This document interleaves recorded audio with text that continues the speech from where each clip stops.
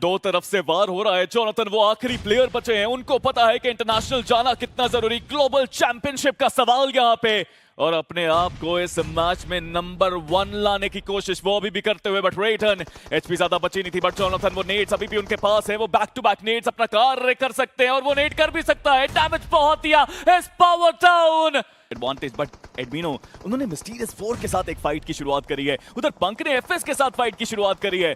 Multiple fronts पे fight लेना Godlike पे भी भारी पड़ सकता है, बट 8-बिट जोन का एडवांटेज तो है, बट विक्टोरियस स्विमर्स और गॉड्स रेन के साथ ये फाइट काफी खतरनाक साबित हो रही है। और विक्टोरियस स्विमर्स दोनों प्लेयर्स डाउन हुए जो अटैक करना चाहते थे, सैम आखिरी प्लेयर जो थोड़ा सा पीछे, और उन्हें भी वो मौका मिल नहीं पाया उस रिवाइवल का। जस्टिन की तरफ से एक बहुत प्यारा ग्रेनेड कंफर्मेशन लेके जाने में हुए कामयाब, और वो आगे भी नहीं आए, बैकलाइन से बस ग्रेनेड्स किए जा रहे बैक टू बैक। और सैम अभी इकलौते खिलाड़ी उस स्क्वाड हाउस में, 8-बिट उनके पास एग्जैक्ट इन्फॉर्मेशन नहीं है कि प्लेयर कहाँ पे और कितने, और इसी के कारण वो सामने वाली कंपाउंड से पहले ग्रेनेड कर रहे हैं अपने एंड से। गॉड्स रेन इनको फायदा हो सकता है, इनके पास वो नंबर भी और सर्कल का बहुत प्यारा हिस्सा सामने वो ध्यान दे रहे हैं। जो दो टीम्स फाइट कर रहे हैं उन्हें आपस में फाइट करने दे गया, बैकलाइन से कोई आ नहीं सकते और चारों तरफ वो ओपन ग्राउंड है। तो गॉड्स रेन को बस अच्छे तरीके से डिफेंड करने की जरूरत है उस कंपाउंड को। लेकिन मिस्टीरियस 4 गॉडलाइक एक दूसरे के काफी ज्यादा आसपास, अभी भी फाइट करने से थोड़ा हिचकिचा रहे ये दोनों ही टीम्स। पता है सर्कल के बाहर है और सर्कल का श्रिंक भी आ रहा है, बट गॉडलाइक अब तो अटैक करना ही पड़ेगा। अगर ये एरिया उनको चाहिए तो यहाँ पे मिस्टीरियस 4 को हराना पड़ेगा। एक फ्रैग वो निकाल चुके हैं, सिम्प को गवाया था काफी early on in the game 3 players के साथ। Godlike they need to make sure कि इस मैच को वो बड़ा बनाए। टॉप 8 में तो ऑलरेडी हैं, बट अब टॉप 5 में जाने की बारी है और उसके लिए जो डिफरेंस है 20 अंकों का, उसको कवर करना पड़ेगा। एक एओपी को डाउन किया, पुश करने की बारी है। मिस्टीरियस 4 ने अगर ओरांगुटान को हराया तो तब भी चांस रहेगा। विस्गॉड वो भी डाउन, आतंकी स्प्रे करते हुए, बट पीछे से आरू को भी डाउन किया गया। Mysterious 4 is changing the game completely, but आतंकी आतंक मचा रहे हैं। 11 फ्रैग निकाल चुके हैं यार, इस मैच की एवरेज भी बना दी उन्होंने, बट क्या क्लच को कर पाएंगे? ये तीसरा मौका, तीसरा फ्रैग, तीसरा नॉक, बट पीछे से अब गॉडलाइक की बारी। और जो खिलाड़ी नॉक है उनका कंफर्मेशन वो अपने नाम करना चाह रहे हैं। आतंकी उनका एलिमिनेशन हो चुका है, लेकिन जैसा आपने बताया वो अच्छे खासे फिनिशर्स निकाल के गए। उसके बावजूद 12 फिनिशर्स और उसके साथ साथ कुछ प्लेसमेंट पॉइंट, लेकिन गॉडलाइक सही टाइम पे एंट्री। मिस्टीरियस 4 वो भी उस हालात में नहीं थे कि एक और टीम को वो रोक के जा पाए। 3 फिनिशर्स है, पंग डाउन है, उन्हें रिवाइवल की जरूरत पड़ने वाली है और ऐसे में वेस्टर्न साइड का पूरा कंट्रोल है अब गॉडलाइक के पास। सही समय पे थर्ड पार्टी करी यहाँ पे गॉडलाइक ने, बेहतरीन पोजीशन मिल गई, पूरा कंट्रोल है अब जोन का। पंक जोन के बाहर है और मुझे लगता है कि जोनाथन शायद जाए शायद ना जाए, सवाल अभी भी है कि पंक को बचाने को जाएगा या नहीं। बट एक्वानॉक्स क्या कमाल का स्प्रे उनकी तरफ से, जोकर को डाउन किया। टीम सोल बहुत बड़े स्प्लिट्स में थे इस मैच में, 5 फ्रैग निकाले हैं, टॉप 6 में अब तक आए हैं, बट क्या रिवाइवल पॉसिबल है वो एक सवाल है। पंक को बचाने की चेष्टा मन में थी जरूर, बट एफएस वो भी सही समय पे आए हैं और अब नेड बैटल देखने को मिलेगा। कनेक्शन का इंतजार तो दोनों ही कर रहे हैं क्योंकि डिस्टेंस इतना ज्यादा है कि मुश्किल होगा, बट जोनाथन बहुत आगे गए थे, क्लोज कॉल हो सकता था। एफएस आप देखिए स्मोक करके विजन पूरा ब्लॉक किया गया और धीरे धीरे करके आगे बढ़ रहे बस साइड लाइन से। कॉडिक्स के ऊपर वो डैमेज, उन्हें भी समझना पड़ेगा कि आप 2 टीम्स केवल यहाँ पे नहीं है, और भी टीम इस लॉबी पे मौजूद है। लेकिन पंग उन्हें रिवाइवल मिला नहीं, कंफर्मेशन एफएस के पास जाता हुआ। एडमिनो अभी भी अपने ग्रेनेड का इस्तेमाल कर रहे हैं, 3 और ग्रेनेड है इस खिलाड़ी के पास, लेकिन यहां से वो कनेक्शन बहुत मुश्किल है। एक अलग ही बैटल चल रही है यहाँ पे गॉडलाइक वर्सेस एफएस के बीच में। डुओस की ये बैटल है, नेड्स की ये क्लियर विजन अभी तक है नहीं और बहुत सारी यूटिलिटी का इस्तेमाल अभी तक किया गया है। क्लॉज कॉल्स काफी सारे थे वहां पे, बट गॉड्स रेन को देखे यार, पूरा जोन का सेंटर अभी भी उनके पास है, कोई दिक्कत नहीं है। और लग तो रहा है कि गॉड्स रेन रेन सुप्रीम एक बार फिर कर सकती है इस मैच में। और आज का दिन गॉडसन के लिए बहुत बेहतर साबित हुआ। हमने चिकन डिनर भी देखा, हमने वो अच्छे खासे फिनिशर्स के साथ वो प्लेसमेंट पॉइंट भी लेके जाते हुए देखा, और यहाँ पे भी टॉप 6 आ चुके हैं, कुछ फिनिशर्स है, और अगर अच्छे तरीके से डिफेंड कर पाए तो बहुत सारे फिनिशर्स भी हो सकते हैं। लेकिन टीम सोल के पास भी अपॉर्चुनिटी कि अगर ओजी 100 का आंकड़ा क्रॉस कर चुके हैं तो आप उनके और ज्यादा पास पहुंच जाए, उस डिफरेंस को कम कीजिए।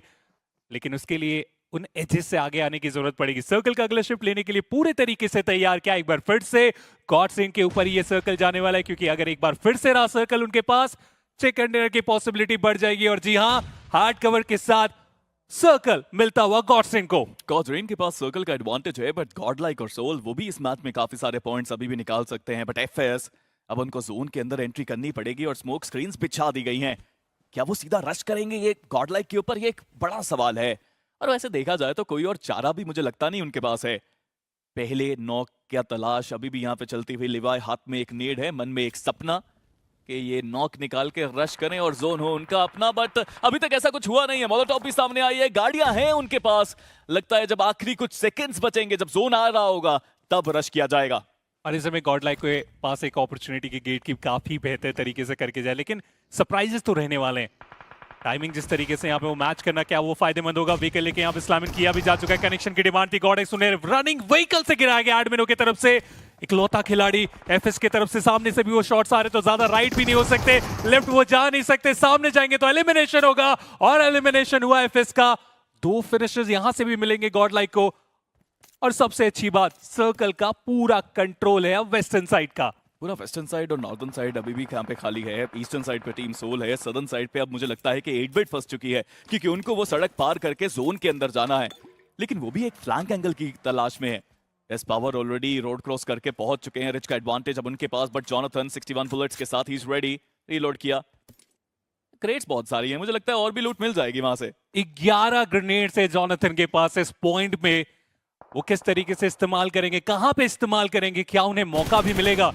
क्योंकि सर्कल की तरफ जाना अभी एक सबसे बड़ा चैलेंज होकर उन्हें देखा गया। नॉक करके मैच से बाहर का रास्ता भी दिखाया जाएगा। गॉब्लिन इकलौते खिलाड़ी और उनके ऊपर भी साइड लाइन से वो ग्रेनेड 8-बिट, वो फिनिश चाहते हैं इस पॉइंट से। और हर एंगल से गॉब्लिन बहुत बुरे तरीके से फंस चुके हैं। वो व्हीकल ब्लास्ट का भी इंपैक्ट एलिमिनेशन के लिए काफी होगा। 8-बिट वो रुक नहीं रहे, एक स्प्लैश डैमेज भी गॉब्लिन को बाहर करने के लिए काफी होने वाला है। गॉब्लिन आखिरी प्लेयर बचे हैं यहाँ पे। चलिए, वो गाड़ी फटी है बट गॉब्लिन अभी भी सरवाइव कर रहे हैं। बट 8-बिट को देखिए कितनी तेजी से वो आगे बढ़ते हुए। बट गॉड्स रेन इस सब केओस के बीच में शांतिपूर्वक बस वो इंतजार कर रहे हैं वहां पे। रिटेलिएशन नीड गॉब्लिन की तरफ से भी आया, बट चलिए वो फ्रैग गॉडलाइक को मिला।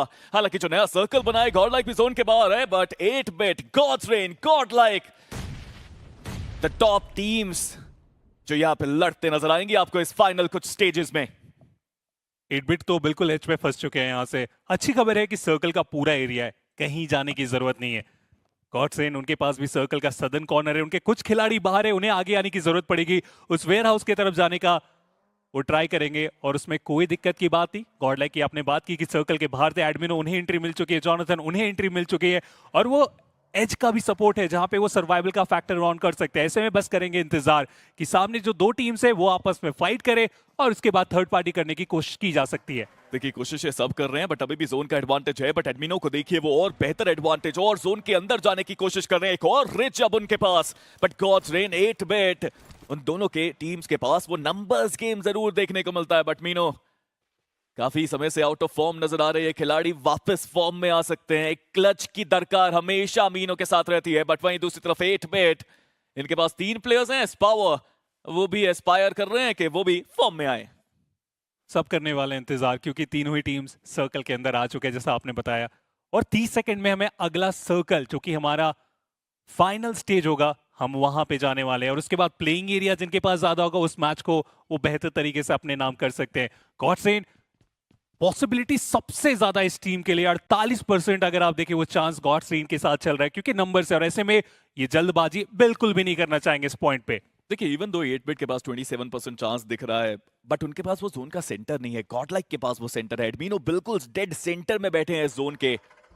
जॉनथन थोड़ा पीछे से कवर देते हुए एडमिनो को। 8-बिट स्लोली स्टेडली उनको भी आगे अब बढ़ना पड़ेगा। गॉड्स रेन को भी आगे जाना है। पिछले मैच में भी कुछ इस तरह का ही माहौल था।